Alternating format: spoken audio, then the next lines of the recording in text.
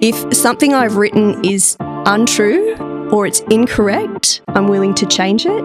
Other than that, I don't tell you how to do research, so don't tell me how to get the best impact and the best reach and the best engagement in telling this story. This is my job.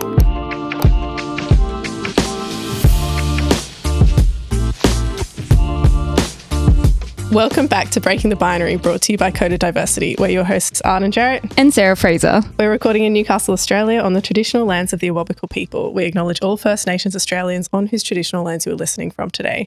Thanks to our sponsors on board this year, Newey Tech People, MGA Thermal and Frastech. Woohoo! Today we're talking to Sheena Martin about tech PR and impact.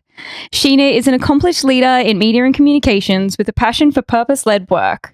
Working at Business Hunter, Sheena amplifies the concerns of businesses across media and in the government spheres. Prior to joining Business Hunter, Sheena worked in her own business, providing strategic communications for clients working across a range of industries, including critical minerals, emerging renewable energy technology, and startups.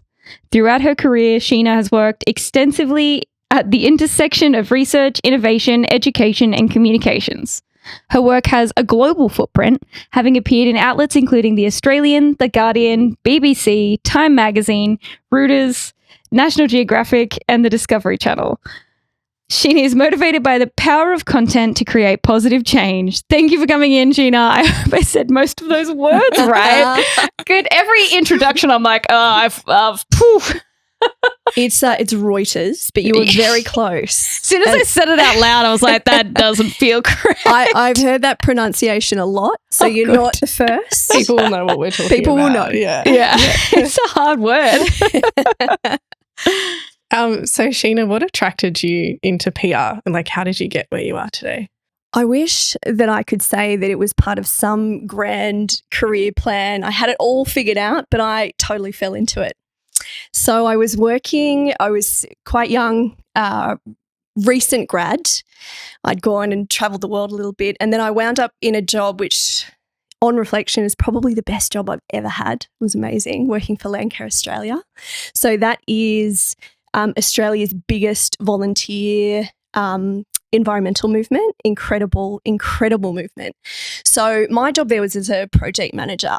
And I was working between sort of the intersection of on-the-ground environmental work and big corporate sponsors that were donating lots of money to do really cool projects. And I was really passionate about it. So I was in the thick of it. I was touring the country, working with all of these groups. And then the organisation found itself without a CEO, and my boss also left the business at that time.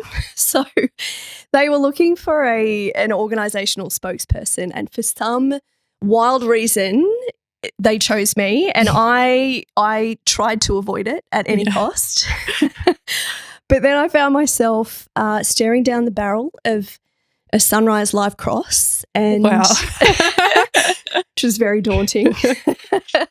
Made worse by the fact that we lost audio right as they crossed to us. It's always the way. It's always the way. We were on location, and then lots of other media followed, and I really saw the impact of what that did in changing behaviours, in moving the needle on conservation and sustainability.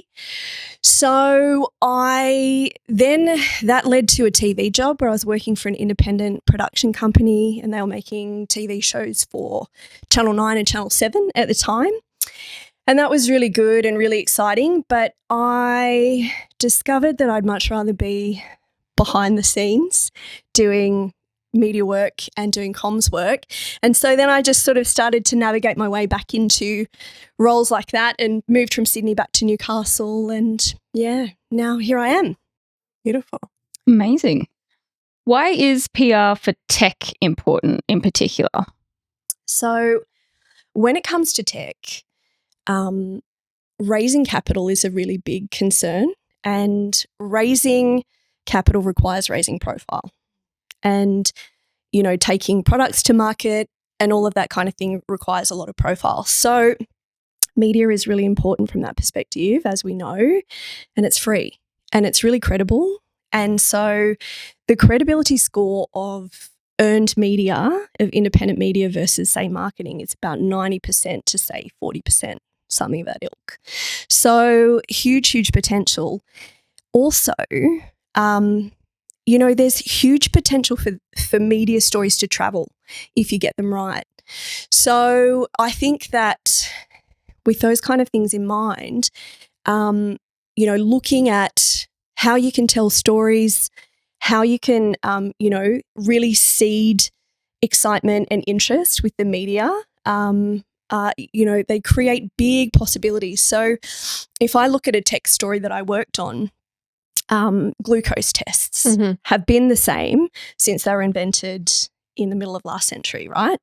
So you have to prick yourself, you have to take some blood, and then you measure the glucose in that blood. This diabetes test was completely different because it used saliva instead of blood, which is incredible. So straight away, you're able to see, just the vast difference in methodology and demonstrate the impact.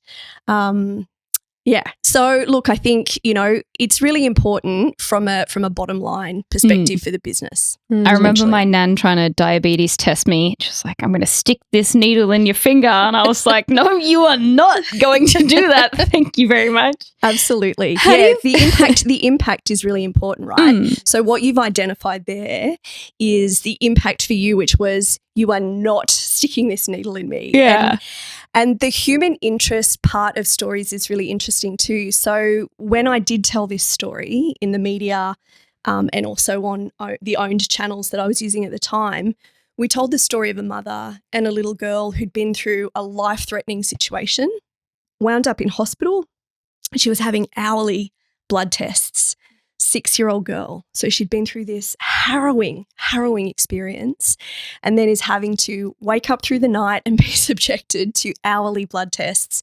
So immediately that resonates with people. And, people when they're sharing stories, and I know today we'll talk about the shareability of stories, but when you look at the shareability of a story, people are sharing things based on this will help you or this is cool. And that story, had both of those elements. Yeah. Win-win. Where do you strike the balance between making things interesting but still technically correct? How do you kind of fight between those two tensions, which in this case sounds like they were working together, but I know with a lot of tech often isn't the case? I think it's about your message hierarchy. So I think you lead with the impact every time and then you step people down into more and more layers of detail. So you can get really quite, and in fact, in the media releases that I would write, they would become quite technical towards the end. If people are that interested, they'll continue reading. So, you start with the big impact piece and then you work your way down, and you absolutely can do both. That's what I also learned was that they cut from the bottom. Yep. So the important stuff has to be at the top. That's right. Yeah. That's right. What are some of the highlights, like the crazy big things? Because I know you've achieved really amazing things. Such as being in Reuters. Damn it. Reuters. Don't start any rumours about me, please. I've worked on a lot of viral stories, which is really cool and so much fun. But I can only take part of the credit for that because it was the nature of the stories that I was working with too that made that possible. So do you have an inkling before they happen? You're like, this is going to be a good one. Straight away, Yeah. And with the viral stories, it's because it just has that wow factor and it has that incredible applicability or resonance for anyone in the world. So those stories are some of the most exciting ones to work on, but some of them do catch you a little bit out of the blue. So one example, the first one I ever did, the first multimedia story I ever did is a fun one to think about actually, which was probably going on about 9, 10 years ago, something like that now. And at the time, the organisation I was working for didn't have in-house multimedia people, didn't even have any equipment. And this story came along, so I got a call from a researcher who said to me, I've discovered a new frog. And I said, oh my goodness, is this a big deal? Like, Sarah thinks it's a big I deal. mean, it's a big deal to me. I was going to say, yeah, I know. So straight away, the little, David Attenborough watching kid inside me was like, oh, this is going to be amazing. And so we had a conversation and fleshed a few things out. And I said, is this a pretty rare occurrence in a developed nation? And he said, it just doesn't happen. It just never happens. And it was discovered right near the airport. He's like, it Wow. really doesn't happen in built up environments. So I had to advocate to get some camera gear at the time. And I'd been banging on about that for quite some time already. And eventually I got some just in time to do this story. And so out we trotted, myself and this researcher, about dusk a few nights in a row, until the middle of the night in the rain. And I had no plan. It was just a case of film what we can, film the process, and then maybe figure out what to do then. We'll get some stills, we'll get some video. So we did that, and I reviewed it all, and I thought, I think to me what I really want to make is just a little social media documentary. So I want to do a documentary but on a much smaller scale, and I just feel like that will be interesting. And cast your mind back, 10 years ago at social media. It was very different than it is today. So, so we were in that kind of mindset, and so we did. I made a little documentary and then wrote up a media release and started pitching it, and didn't have the sophisticated, way of pitching that ultimately I developed. And in fact, back then, the team that I was working in was like the bar was, if you could get any local media, that was great. National media just didn't happen. So we didn't know how to do it. We didn't have any contacts. Yeah. So it was really starting from scratch. Anyway, we managed to get a breakfast. We managed to get Sabra Lane's program the following morning on AM. And the story ran there, and then it just took off. It just had a life of its own. We published the little documentary at the same time. We issued that to media, issued the stills. And the result was really overwhelming. So that story, people who do media work have software that they can use to track placement of the story and track reach and the equivalent ad spend. And that story had a combined global reach of 1 billion. Oh my goodness. And that's not to say that 1 billion people saw the story. Yep. That's the max, possible reach for every single outlet that it appeared in. And there'd be duplication as well. But that's a big number. That's a really big number. But the interesting thing about that was, and this is where content can take you sometimes in unintended but great consequences, it was known as the Aussie flashing frog because in part of the documentary, the scientist was explaining the characteristics of the frog, and it jumps and then it flashes its red groins to distract any prey. And so, you just don't know what people are going to tune into. But ultimately, it worked. Ultimately it worked. Tiny little trench coat. Oh, yeah. See, it is an exciting story. I was right. Yes.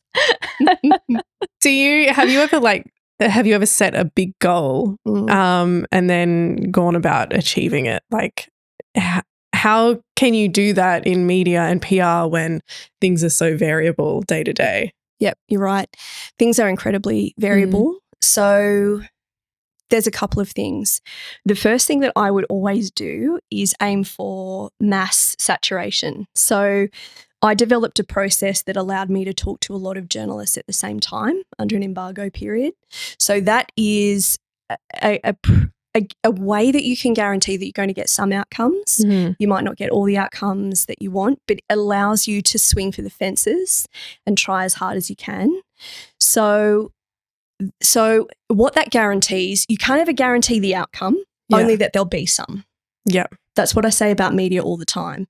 You can't guarantee the outcome, only that there'll be some. And with the frog story, when I was speaking to the scientist afterwards, I said to him, what's the next steps? What do you want to do next with this discovery? And he said, well, we know it's threatened or endangered. It had a really tiny distribution, and the population size in those distributions was really small. So we're going to need to get some funds and then get it classified so that we can protect it. Now, what happened as a result of the media is that the government representatives responsible for that kind of work saw the story, and a few weeks later he called me and said, guess what? I've just received notification that they saw the story and they've classified the frog. Yeah, Job Amazing. done. So you can't guarantee the outcome, only that there'll be some. We didn't know that was even possible. Yeah. Second thing that I would say is your owned digital platforms are incredibly important as well. So you can't control the outcome always with media, but you can control what goes on your platforms, and you can control building those and developing those and making those more and more powerful every time. So when I was in a previous role doing this kind of storytelling, I advocated to have a storytelling platform that was hosted on the organisation's website. There was already a lot of traffic coming to that site, had great SEO. So we thought, there's immense interest in these stories. They're pulling huge numbers. We've got all of this beautiful multimedia. Why wouldn't we host these stories on our site? And looking back, it's crazy that I had to argue for so long to be able to do that. But it happened, and then that was incredibly successful. And then the other thing that did is it appealed to any of the feature style media journalists as well. So we found that journalists were finding that site, reading the stories. They were of a really high caliber, and they were getting really excited and then retelling them with their own crews, for non-time bound slots on, a range of different channels. So yeah, I think that's how you can really sort of guarantee success and place some pretty big goals on yourself when you can't control necessarily what the outcome's going to be. Yeah, I think I also had in mind, like, for example, MGA Thermal, we have a black brick, and one of my visions was when we first started, we have ScoMo as a prime minister, and the iconic holding up the piece of coal saying this is the future. And I was like, well, what if we could get an MGA in his hand and he could hold up an MGA and be like, actually, this is the future. And that really seems impossible at the time, but we did have Chris Bowen mention us in Parliament. Exactly. Yeah. So and how did he come to know about MGA? Well, through media.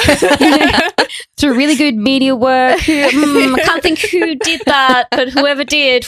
But I think it's also, if you set those, what is an unattainable vision, like the stretch goal that they say, and then, I guess think about how to get there. And you do work through trial and error in who responds when you message on what platform and who to go to in their office and things like that. Absolutely. You're totally right. So MPs, for example, if you try to go through their generic email account or their web form, you probably feels like it takes months. You're probably not guaranteed of too much success. Yes. If you just inbox them, on LinkedIn, or you DM them on Twitter, you'll be surprised. Sometimes they will reply. Yeah. And you just have to catch them. It's a game of luck for sure, but it can't hurt. And what have you got to lose? And that's what I would always say. And whether it's a journalist or it's an MP or an influencer, what have you got to lose? Worst they can say is no, or Worst nothing. they can say is no. But you're right about manifestation as well, and seeing something and imagining and going after that for sure. How do you think that technology has transformed the way that PR is done? Because now we have those big story aggregators, a lot of small outlets are actually just pieces of really big outlets. And we also have the rise of AI news as well. Has that shifted the PR landscape? Yeah, so the AI piece is really interesting. And from what I know, and look, the last time I kind of looked at the impact of AI on journalism was probably about 12 months ago now. But as I understood it, they were sort of using that for data crunching and grunt work rather than that sort of high-end crafting the story kind of work. And there's probably great rationale for using it for that, particularly given. So you're absolutely right. The rise of digital has impacted the news in a huge way. It's a 24-hour news cycle now. Journalists are so under the pump. They're racing to be the first out with a story, which means that fact checking is sometimes not a priority. Yes. Not checked. I know that well. Which is problematic for sure. Yeah. And they are just so busy and so overwhelmed. I had a conversation with a journalist. I was going on leave, and we were talking about what we do when we're on leave, and I was actually taking leave to do some renovations on my house. And he said, I love to do that too. Anything but reading. Or he's like, you know how people read when they're on leave? I never do that. And I said, I don't read for pleasure really at all, because I'm so drowning in words all day long, content and words, that, it's not what you want to do when you have time off. So, yeah, it is a very tricky landscape, and it has definitely changed things. And the rise of multimedia, so having video and imagery, if you don't have those things now, you don't have a story. Yeah.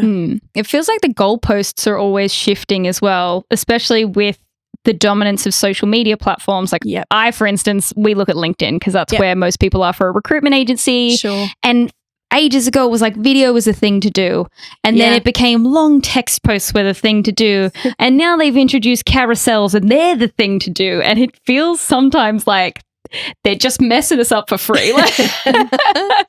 Yeah. It's hard to stay across what is the best approach, isn't it? It is hard to keep up with all of the changes. And they don't tell you the rules either. They're like, just figure it out. They make you figure it out. Yeah. Yeah. Figure it out, blog about it, let everybody else know, and then we'll change them again. Yeah, you've just cottoned onto what's going on. It's different now. It's all different. Dang it. Yeah. And I think, another thing that really plays heavily, and I know this bothers a lot of very clever, very talented journalists, is the advertising imperative. So, stories that have high click-through rates, because that's going to help them stay afloat at the end of the day, because it's going to help them boost their numbers, boost ad sales. So that is a very tricky conundrum, I think, for a lot of journalists as well, who'd like to be writing about stories that perhaps, the general population aren't as interested in, that are, maybe a bit more cerebral. So when you're assessing a story, like how do you know it will have that impact, especially when it's like climate tech or renewables tech or any other type of like really science research based, knowing that journalists need that click through rate? It's tricky. Yeah. And I think here's the first thing I think that people need to think about. And I'll mention this because so many times I had smart people approach me to say, I want you to do some media on what we're doing. So what we're doing, it's really important and it's really good. But it's not news. Yeah. So that's the or they first can't thing. even articulate it. Or they can't articulate it. Absolutely. So the first thing is it news, or will it be news soon? Are you going to publish something, release something, unveil something, announce something, receive some funding? What's happening in the next maybe 6 months that is going to be newsworthy, so that we can start to talk to news media about that? Then once you've got the news, you're absolutely right. There are so many things, there's so many criteria to think about. And going back to what we were talking before about impact, if you can't sum up the impact of what you're doing in a couple of sentences, one or two, that's it. You've missed. If you can't make that first impression straight away, you've lost a journalist. Journalists, if they pick up the phone, I'm talking about national journalists here mostly, if they pick up the phone, which, you know, often they don't, especially if they don't recognise the number. Same. Not a journalist, I just hate phone calls. You've got a very short window in which to capture their attention and convey your authority and confidence in them to take that forward. So being able to articulate the impact, then you need to think about the significance as well. So how significant is it? Are you hosting a conference in a regional town that's great for the town? And it's going to, you know, local media will be interested. Have we approached local media? No, I couldn't be bothered. Don't call ABC RN Breakfast and expect them to cover your local conference. It's just not going to happen. Have you developed a cure for cancer? Oh, you have? Sure. Okay. Give them a call. And I think especially on impact, it's how are you articulating it to the general person. Yep. So especially at MGA, we're a B2B or business to business business organisation. Business to business. B2B. Yeah. That's technically correct. But we solve a problem that the average person absolutely has deeply. no idea that there's. But so if we're decarbonising industrial heat, what does that have to do with them? But really everything that they use is made in some sort of industrial process. What was the headline that we ran with when we worked together, the first media release for MGA? Yeah, I mean, it was, I can't quote the headline. Wait, can I guess? It's getting hot, hot, hot. Is that it? No. Oh, next time. No, it was about retrofitting thermal power stations. Right? Yeah, so we ran with this brick, this simple brick can make coal-fired power stations run on renewable energy. Which is really exciting. What? Mm-hmm. How? When? Mm-hmm. Mm-hmm. Where? Mm-hmm. Yeah. So we've immediately told people what the impact is. Yeah. Because they're smart enough to work out what that means. Well, I think, they've been educated enough in that space to know that coal is bad. Yeah. Right? That's right. So we're playing into that. Yeah. And oh my gosh, these things that we've demonized for decades, they are the poster child for what's bad in the world. They can, and all their existing infrastructure can just switch over to renewables with the help of something like this. That's incredible. Mm-hmm. So what's the potential impact of that? It's huge. I think the reuse of the infrastructure is a really, it's weirdly key. big one because people feel a lot of, I don't know, I feel like guilt, if we move, what are we going to do with all the other stuff? And often people argue against renewables because we don't have the infrastructure. There's so much carbon in that. Absolutely. Relocating a site or preparing it, putting the power lines up, all of the concrete is very carbon intensive. Yep. So, reusing anything is good for the climate. Yeah. That's right. Absolutely. So, sorry, I feel like I took us off course. Right. Some other things to think about, in terms of pitching a story to a journalist and whether or not it's going to get traction with them, your geographic location is also a big one. So if you are in far regional Australia, you might have the best story ever.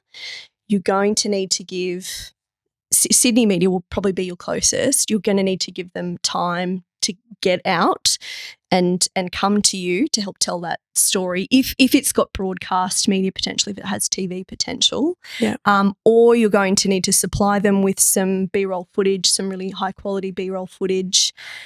If they want to send a photographer out, all of those things take time. Even Newcastle just felt like for journalists in Sydney, such a long way away. Yeah. They'd go, oh, yeah, look, I suppose we might have time to send someone next week So make sure you have time up your sleeve because they are incredibly busy.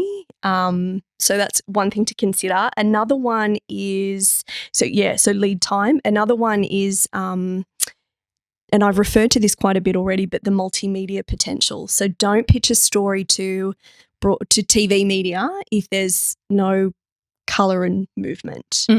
You know, so all of these things are important. It's quite a detailed recipe, really. It's something, if you're very interested in doing media and doing it on a big scale, it's worth bringing in someone who really knows what they're doing, because there is a lot to factor in. Yeah. And then there's the contacts in media itself. Yeah. And they're everything. Yeah. Yep. All I can think about, and this is an intrusive thought, is the one time I was in the Illawarra Mercury when I used to work at the Science Centre, and they wanted a picture to advertise our Science of Chocolate night that we were running. And the photographer came in with 2 bottles of chocolate sauce. And he was like, I'm going to put these on your head. And I was like, you're going to what? He's like, yeah, that's how we're going to advertise it. I'm going to cover your head with chocolate sauce and take a photo. And that's not helpful. Don't do that. It took so long for me to get out of my hair. My workplace asked me because, quote unquote, I was the least likely to say no. You raise an interesting point about getting creative with the visual storytelling of the story. And Arden and I have experienced this together. That was a lot of fun. Did you also get covered in No, we had steam. Yeah, trying to show like the steaming blocks. And it's funny looking at some of the comments online then when they're like, oh, but like why are they producing like gas or something? Everyone produces gas. It's normal. It's fine. Absolutely. Yeah. But having anything, especially when it's like a static image, having something that shows something and you know, it's dynamic. That's right. Yeah. And it's interesting as well. So the other thing that you've got to think about is placement of the story across all of these different places. And what's more interesting, you know, something that kind of you've got to stop and think about and figure out a little bit. And that was the idea behind this shoot. So we were, you know, photographing the blocks. We had Eric in the shot and then we had some steam as well. But this was a total DIY setup. How did you make the steam? Be honest. With a garment steamer. Yeah. Was there someone under the table trying to hold it? So I imagine you just had a hot cup of tea that you placed behind the block. Picture this, a stack of blocks, somebody under the table with their arm reaching up kind of between Eric's legs. It's like Eric and Alex. Eric and you Alex. Like sit closer and then they're like, but there's like someone under the table between us and there's steam coming at our faces.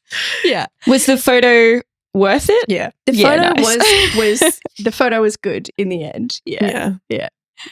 We had lots of millions of impressions for that release. It was very good. It did very well. Yeah. I always think about the point that you raised earlier, which is the tension between like the clickbait, just sheer audience numbers, and the stuff that has impact in the context of watching how the science organization I used to work at chose their social media posts.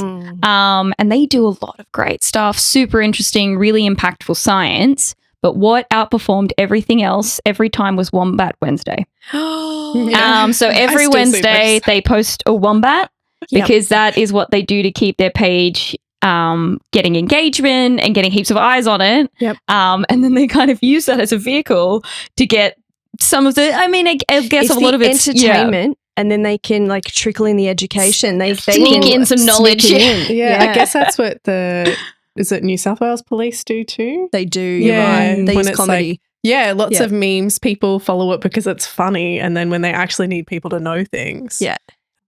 The Duolingo Instagram, has anyone seen that? No. It's honestly, I felt like I've never done acid in my life, but if I had, it would be looking at that Instagram page. They have a giant mascot of the bird from their app, and there's a long-running joke that bird comes to people's houses and kidnaps them and keeps them in a basement. Whoa. Which just feels really weird. That would give me nightmares. Yeah, I don't know what their brand identity is. I would love to read their brand guidelines, but whoever is on their social media team has lost it, and I love it.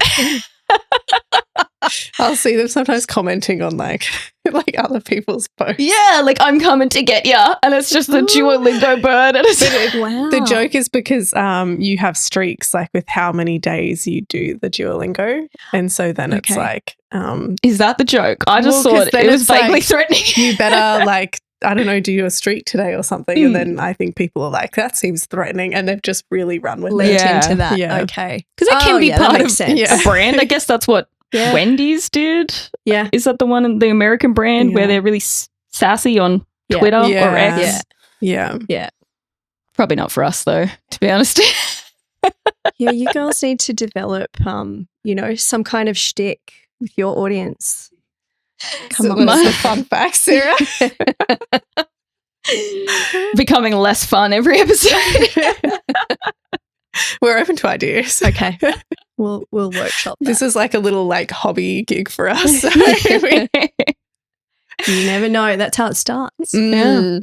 That's- So, how does the diversity of a story, whether it's about the product, the team, the company culture, play a role in the newsworthiness? Like, That's a really good question. So if I draw on an example from my current job at Business Hunter, and this happened right after I started. So we had the board turnover, we had a new president, and we also had a new life member, and we were announcing those things at our AGM.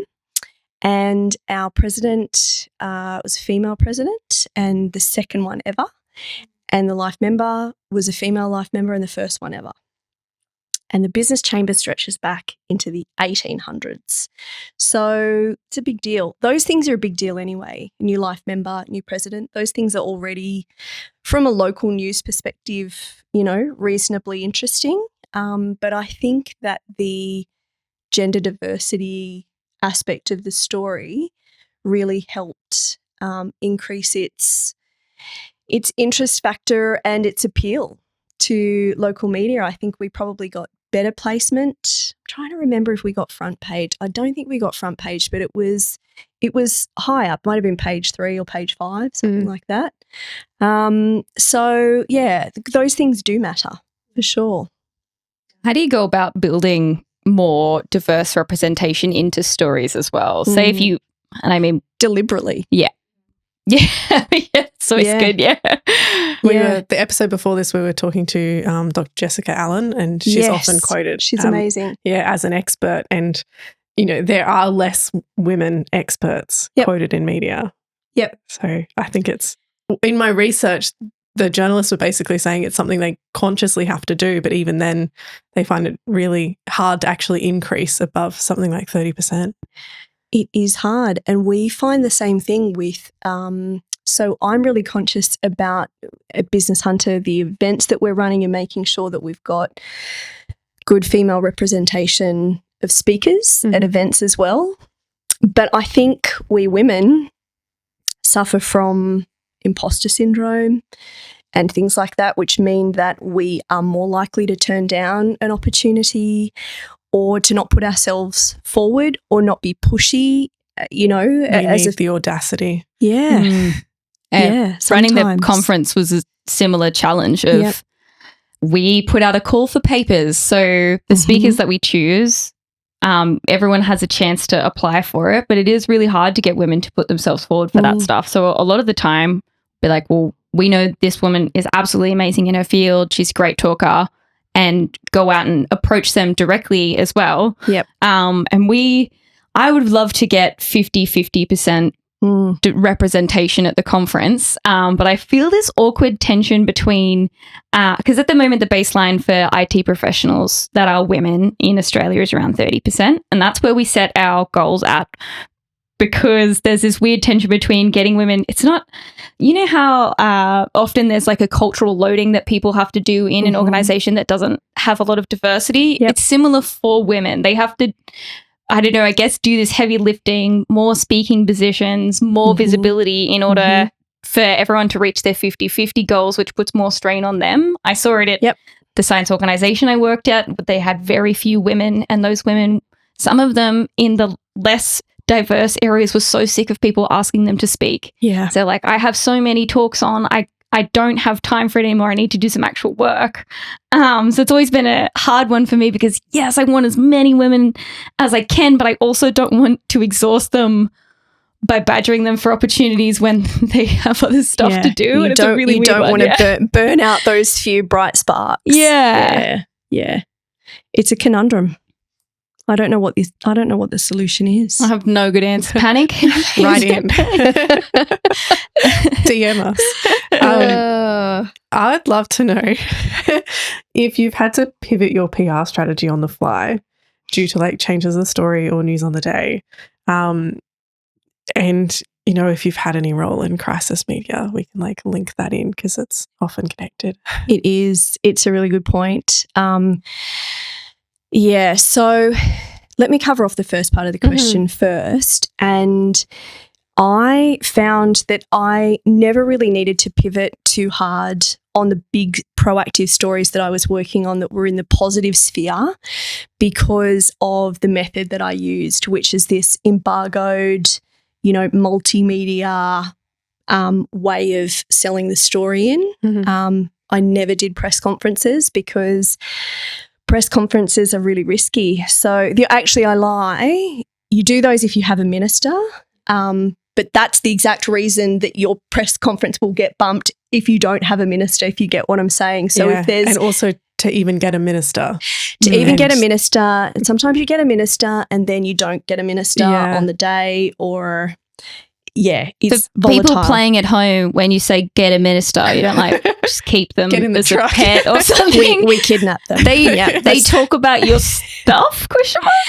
Yeah, so politicians love to come and be part of good news stories. Where the hype is. The hard hat. Absolutely. Yeah. So, you know, and MGA is it's a bit of a poster child for Minister Bowen these days, which is hoping to get him again this year. Awesome.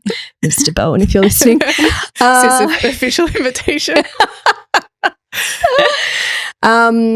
So they can be really keen to come along and doorstop or help launch something or officially announce some funding, particularly, for big projects in the renewable energy space or in any space, any minister of any has to portfolio. Be in their portfolio. Yeah. We had a councillor ask if they could do an opening speech at our conference. Okay. And I don't think we responded. Now that I'm thinking about it, oh my God. Sorry, my bad. You might have done it, you might have just forgotten. Well, I'm doing the opening speech now, so which will be more important? Okay. So I never did press conferences for that reason because you do a lot of work, you do about almost the same amount of work, and then on the day, if there's been some big breaking news story, all of the people that committed to coming to your press conference have gone elsewhere. So really risky. So no, I avoided the need to pivot too much in that space. However, mentioning issues management and crisis management, those things move like bushfires. So they're unpredictable. They gather speed and then slow down. They go off on tangents that you don't expect. It's really incredibly stressful work.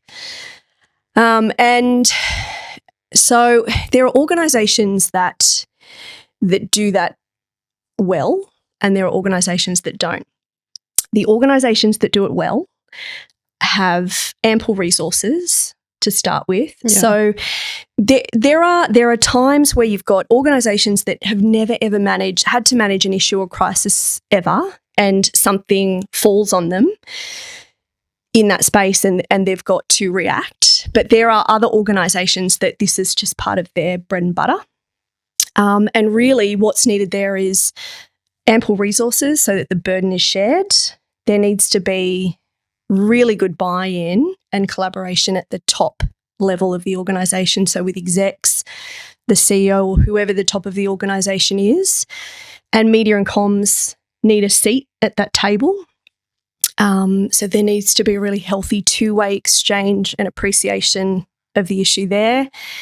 And people really need to be paid adequately, because you are idling at 100 when you're doing that kind of work. You're not. It's really, the content that you're dealing with is really confronting a lot of the time, or at the very least, it is fraught. You're dealing with people who are stressed out. You're dealing with themes like, it doesn't get much worse than death. Mm-hmm. And that's, sometimes it gets that serious. So, yeah, I've done that kind of work. I never want to do it again.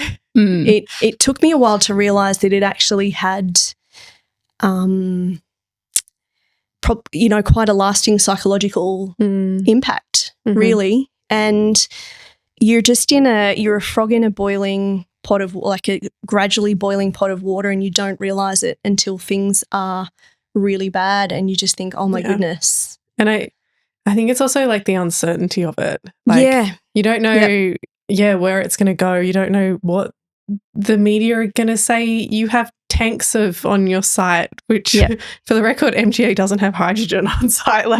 I don't know how that got in the media, but then it's like you need the legworks to fact check everything. Absolutely. Then it's a slow news day, or totally. However, whatever's happening. Absolutely. And then you need a lot of manpower to put out all of the spot fires that have cropped up, because it's not just one outlet reporting it, maybe. Yeah. And so if corrections need to be made, if you've got to be, hosing that down. Where did they get that photo? Absolutely. the team hasn't seen before, Exactly. Yeah. And this is, again, where media monitoring software really comes into importance. And so you really need, for issues like that, I'm thinking of one issue that I managed, and that was, a big part of my day for weeks on end was just doing that monitoring piece, just to check and see what the latest was today and run a report. Read everything. Absolutely. Yeah. And it is hard to leave at the door when you've spent 8 hours sitting in high cortisol. That doesn't leach out of your brain as soon as you turn off your computer. And it's not 8 hours, unfortunately. It is around the clock kind of work, and you're expected to be, available to the media and to whomever else in the organisation usually. But you're absolutely right. It really does take a toll on you. Yeah. Looks like you're just constantly developing the messaging. Yep. And media want to know what's happening right now. And it's like, I don't know what's happening. Exactly. Yeah. I mean, that's the worst thing. And that, for me, that's where a lot of stress would come from, because so you'd get a call from a journalist who, and some of them how scary they are is impressive, and they are absolutely at your throat for information. And here's what I know, and this is what's happening. Yeah. And do you dispute this? And da da da da da. So you're everything's the front on line. the record. You can't. Absolutely. And Don't you're the front line. So you've got the weight of your entire organisation on your shoulders as this conversation is happening. Your brain is trying to process what they're saying, but not reveal anything that's going to cause any further reputational damage. And take mad notes at the time, because you've never heard of whatever issue it is that's presented itself, probably. So then it's a case of, and sometimes anyone who's done media work in an issues-rich environment knows what a Friday special is, because so many times Fridays can be a slower day for news, as can Mondays. So that would be another tip. If you're doing a proactive story, look to land on those 2 days, because you'll have a lot less competition. But a Friday special is often journalists who are looking to land a story on Saturday in the Saturday paper, which is always big paper. And they might not give you a whole lot of notice. So there goes your Friday night. And the amount of times that I had to cancel plans with friends or family or my partner. Wow. And is it worth it? Some media as well makes things that aren't really that big of a crisis. Like, the reaction of organizations can make it seem much more extreme than it is. And I always throw back to being a 24-year-old girly at a science organization running my own portfolio, because my manager left and they didn't replace her, and I was by myself. And the news broke at Innovation Oz, thank you, James Riley, I think his name is, that our Name and program shame. was being defunded. And it wasn't really being defunded. It had 4 years of funding and that fourth year was coming up. And it was a huge thing as far as everyone internally was concerned. And this was my first job out of uni and I had no support. I had no manager and it was my whole communications portfolio. And all of a sudden it exploded and I was sitting there like, oh, I don't know how to handle this. My executive manager didn't want to work with the communications team. The communications team didn't want to talk to me because I was just like, I was taking the side of my program or whatever. And I was just there torn between two sides.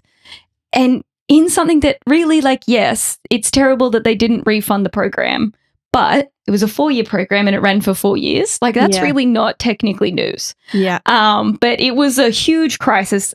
A week later, they took me off the case. They were like, excluded me from all of the communications meetings. I learned nothing from it because none of the rest of the communications team were even willing to tell me what was happening because they were like, this is a serious reputational issue. It's like, it actually isn't. We haven't done anything. We did our 4 years and this was like a full year out from it wrapping up. Yep. We've had all the plans for it to wrap up. It's going to do that and that's fine. And now I'm in trouble because my job is ending. Like, that's also what I'm navigating is like how it's actually a good thing that I will be out of a job at the end of this because my job was attached to the program. And I just think, yeah, I'm sorry that happened to you. That's fine. I've seen that happen too many times, and it's not good enough. But you know, the best thing that can happen in a situation like that, and I'd actually love to speak to the journalist and understand what his process was. Did he try to reach out to someone from the central comms team and didn't get anything, or why did he run the story without ever approaching the organisation? That to me, it's either a red flag or he. I mean, there were so many smoke and mirrors in the organisation, and it comes down to a lack of trust within the organisation as much as anything else. Yeah, which is always a big one that I think will make or break you, regardless of whether it's an actual crisis or not. That's you true. don't trust your team or the team you have to work with. Yeah. You're starting way behind. Absolutely. But, you know, I just think in that scenario, had you had the opportunity to talk to the journalist prior to, that story may never have been published. And there are so many of those. I've just remembered a really traumatic memory. We did Sorry, I've triggered Hope you. this doesn't violate whatever contract I said. But the PR agency that we were working with did try to approach the journalist, and then the journalist told the director of communications at my organisation, and then she sent me a passive-aggressive email saying that is not something I would advise or support. And that was it. That was the whole conversation. And I was like, a conversation with the journalist she wouldn't advise or support. No, and it wasn't even me that had asked for that to happen. It was the executive manager on my side. I had no control or say in it. And then I got that from her. Never followed up with anything. Not like here's how we'll train you or here's some support. Yeah. None of that. It was just not something I would advise or support. Yeah. And that was it. It's not good enough. And I thought that was really party rock. Yeah. Sometimes these experiences teach us or show us what we don't want to do or we don't want to be. Spoilers, everybody, I don't do communications anymore. Hightailed it out of there after that. I don't blame you. Anyway, that's an aside. So tech organizations often have unique dynamics, like the heavy jargon and also majority men. Do you find any challenges with communicating between your objectives in PR and their technology and research point of view, and how do you manage their expectations? Yeah. So the tech world, or people working in tech, can sometimes be a little bit better because perhaps some things have happened. And so it depends here if we're talking about hard scientists or we're talking about people that have maybe ventured into the startup space. Perhaps they've gone through an accelerator. They've been part of a demo day. They've developed a pitch deck. So they've worked through their they've worked through what problem they're solving, and they've worked through their impact statement. So sometimes they can be a little bit more polished in that regard, which is good. The other good thing about tech is that it's tech. People love it. It's interesting. There's often a widget or there's something to show. So there's that element as well, which makes it easier to get traction and buy-in for the story from the media. And yeah, look, the other good thing to note there is that journalists, there are a lot of journalists with tech rounds. So you've got journalists and you've got publications, in fact, as well, who are solely dedicated to tech. So that helps with a little bit of the science comms because they can already speak a little bit of tech as well. So it's good to have those specialist journalists.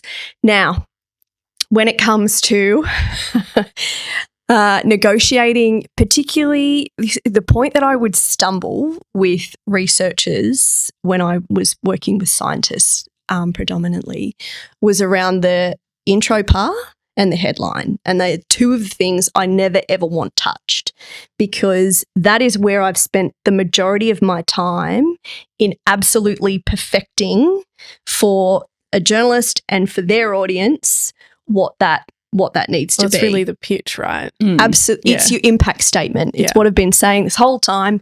It's defining the impact in a really easy to understand, in a measured kind of way. Another thing I talk about a lot when it comes to media is measuring your impact. So going back to the frog story, we discovered a new frog. You went, cool. Yeah. And Arden was like, yeah. And you were probably thinking, Arden, I wonder is that a big deal? Does that happen a lot? So those things then matter. It's the first frog discovered it's the first vertebrate. It's the first flash of frog. It's the first vertebrate that's been discovered in Australia in whatever, I can't remember exactly, but it's those kind of statements that measure the scale of what's been achieved. So something I would say to researchers when I was working with them is what I've written untrue or incorrect? Yeah. I would always say that. And then they would say, well, no. And I'd say, so don't touch it. Yeah.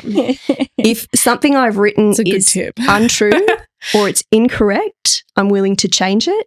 Other than that, I don't tell you how to do research. So don't tell me how to get the best impact and the best reach and the best engagement in telling this story. This is my job. Let me do it.